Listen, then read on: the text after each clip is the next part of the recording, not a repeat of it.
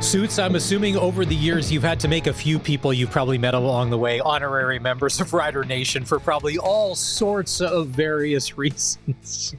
I forgot to tell him, though, if he has a couple of drinks watching the game this weekend, he needs to call the post-game show and act irrational. You got to get at least one phone call in on a Rider post-game show on CKRM before we can officially stamp your passport that you're part of Rider Nation.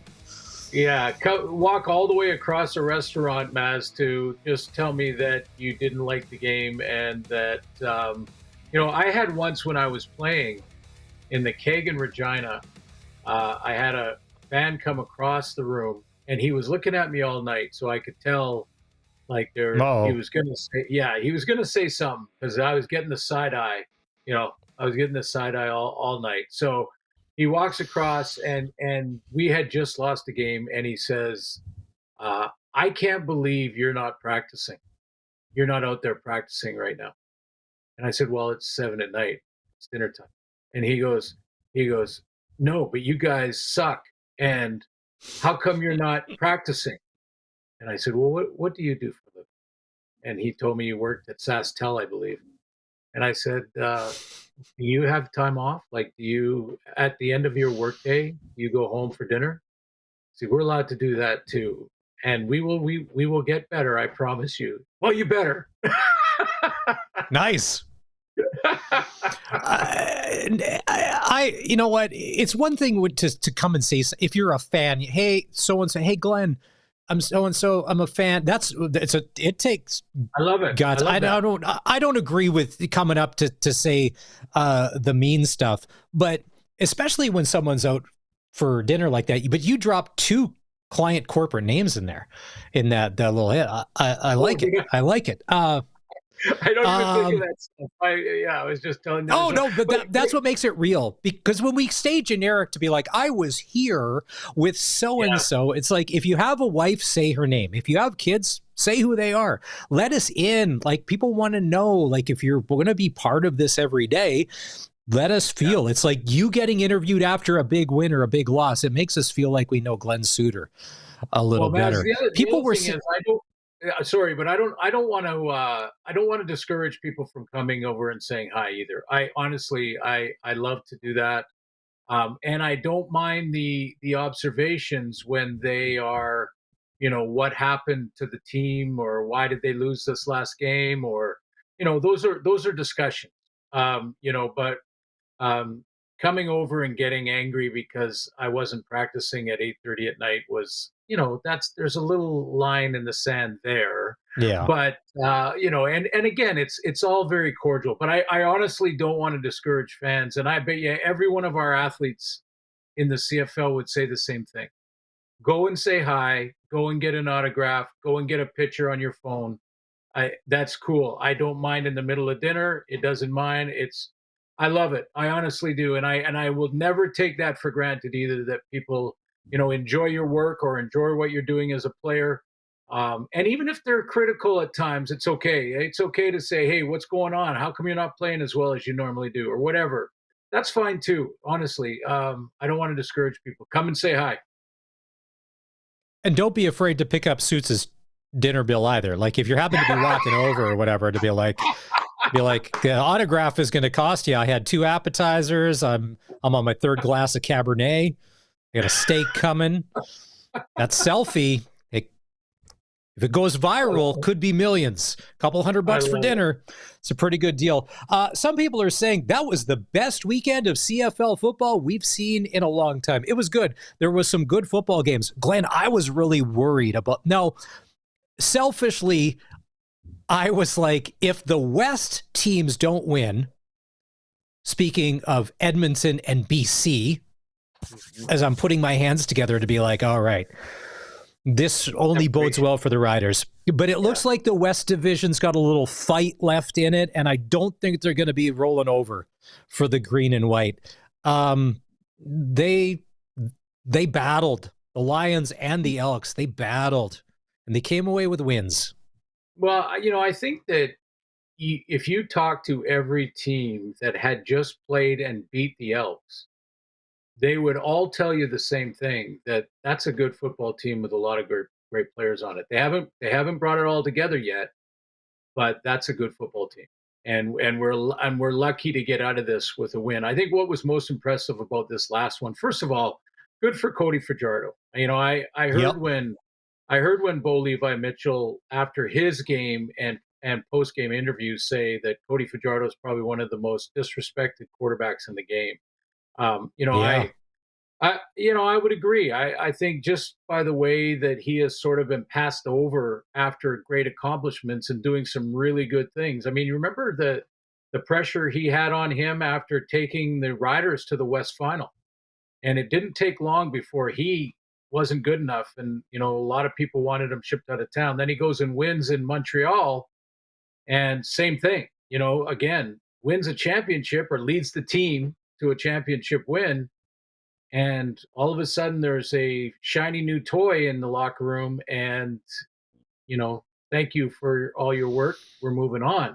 So I know that you have to do that in pro sports, and I'm certainly not criticizing the upside potential of Davis Alexander in Montreal. But I was happy for Cody, for a lot of reasons. He's got a young family. He wants to keep playing in the game. I think he's proven again that he's a starter. But any team, to your point, that has played the Elks or played the Argos when they're kind of up and down or whatever it may be, they'll walk away from that saying, "Wow, that's a good team. There's a lot of good players over there." And we got the win, but that's a good team. I think Calgary and Winnipeg, probably both teams walked off the field this past weekend saying, "Wow, that went right down to the wire. That was a good team. One play goes the other way, Winnipeg wins." It was that. Hmm. And that to me, Maz, is what we saw this weekend. We saw what our core rules can provide. It doesn't provide it all the time. It's not 100% faulty proof, but and there are some bad games, but this is what is potentially there because of our core rules.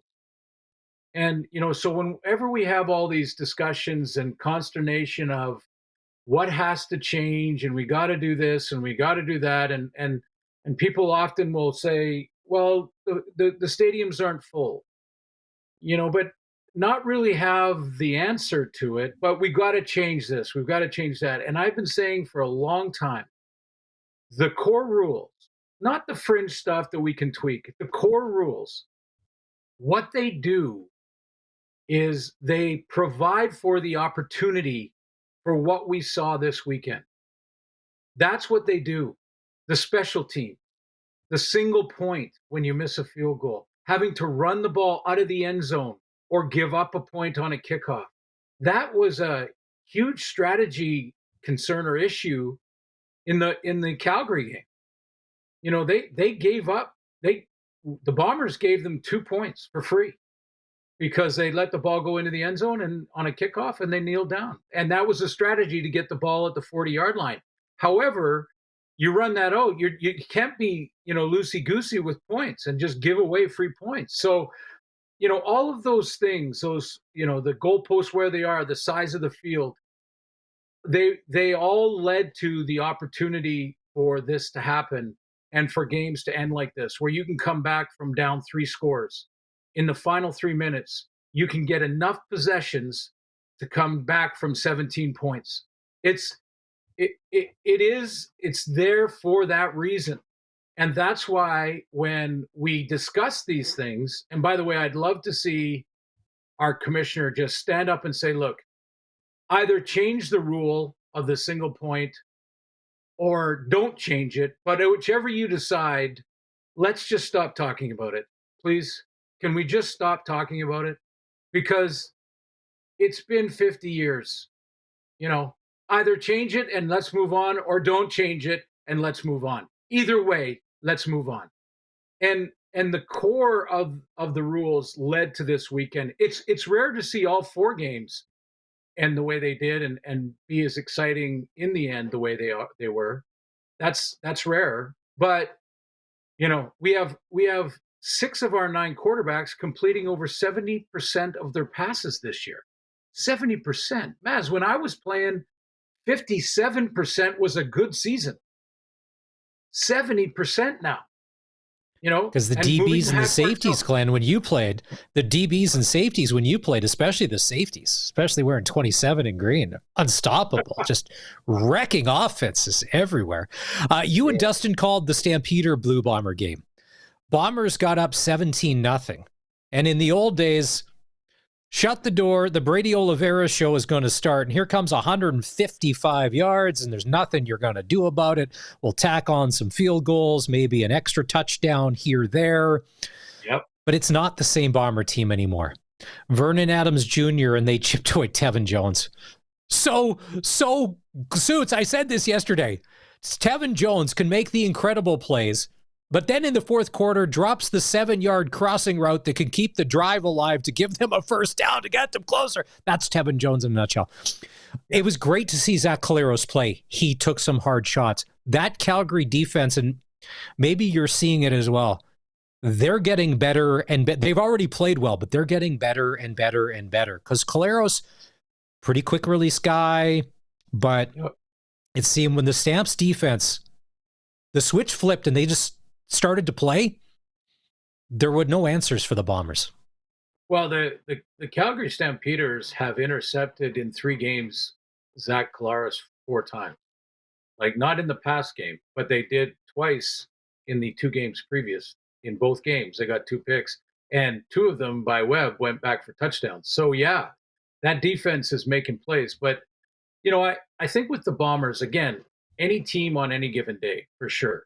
I mean, I think that's the parity we have, even though there's teams lower in the standings like the Elks that are struggling at times. They get the big win in Montreal. But, I think, like we said, any given day at any time. I just had a great conversation with Coach O'Shea today when we talked about that game, the Calgary game, and he brought up again the 3 or 4 plays that, had they gone the other way, we win that game. And so you can't get overly worried or overly concerned about your team just yet, but you got to find a way to make those key 3 or 4 plays. And so many of these games are coming down to that. So the one thing I will say, though, about the Bombers is that I think for the last 4 years, 5 years, this Grey Cup appearance team, the team that keeps getting back to the Grey Cup, has had this mystique about it that, like you said, up by 2 scores, they're closing the door. It's over. Their defense starts to dominate. They put tons of pressure on the quarterback. Willie Jefferson blows everything up as he often does. And then they score one more and they take the game. The fourth quarter, it's pretty much a done deal. That mystique about it, that feeling that they are kind of invincible, the invincible team that, Maz, at the beginning of this season, you and I talked about the Labor Day, until they beat the Bombers on Labor Day, the Riders haven't done anything yet. I think that's how you described it. Like Labor Day, and then they got to go to then they got to go to Winnipeg and win there, where they don't. Just not a thing. Yeah. So that's a big game coming up. That's not very far away here to get into Winnipeg and see. And that's not going to be, even the way the Bombers have been up and down and 500 right now, that's going to be a tough win for the Riders. So, again, I think that's where we're at now with all of these teams. Ottawa is right in that same. You look at Ottawa's receiving core and tell me that's not a dangerous receiving core that could beat anybody with Drew Brown at the helm. It is. So, I know. I love the parity. If you were being honest, Suits, on Saturday, it was 22-1 for the Argos. I stopped watching. I was folding laundry. I was doing a million other things. I was not watching. The game was over. It's over. And then Ryan Dinwiddie, who's a really good coach, but it looks like he's at his wit's end as far as what buttons does he have to push or dial up. I thought, and Rider fans, you can agree or disagree, but we saw it happen here with Anthony Lanier. He could be so good and change games. and wreck plays. But then every once in a while, an undisciplined Anthony Lanier penalty, whether it be after the whistle or something that just was not needed that extends a drive. And then that happened there. And I'm like, man, because what was it, a unnecessary roughness or a misconduct or whatever it was near the goal line, gave them a fresh set of downs. And it didn't even affect the play. It was a selfish penalty that killed it. And if you're Dinwiddie, those cost coaches jobs. Yeah, well, honestly, it's part of the responsibility of the coach. And, we've seen lack of discipline in Saskatchewan that probably was contributing factor to the changing of the coach a couple of years ago. Mm-hmm. So, I will tell you, and this is, I stole this from Kent Austin, who was a coach in Hamilton, of course, a famous rider. Who? But Kent never heard of the guy. Yeah, exactly. Don't tell them we said that. Yeah, Kent used to tell me. He said, when you have those guys on your team that are repeat offenders in the personal foul department after the whistle, they're repeat offenders. Not the guy that gets it once in a while. That's going to happen, and you live with it. But the repeat offenders, the spotlight will find that guy at the worst possible time, and he will cost you games. So you can either keep riding it out for those good moments, hoping, crossing your fingers that in the playoff game, in a one possession game, he doesn't get that penalty for taking a swing at an offensive lineman or whatever it might be. If you have that guy in your room, the spotlight will find him at the worst possible time, and it'll cost you a game. And it might be the big game.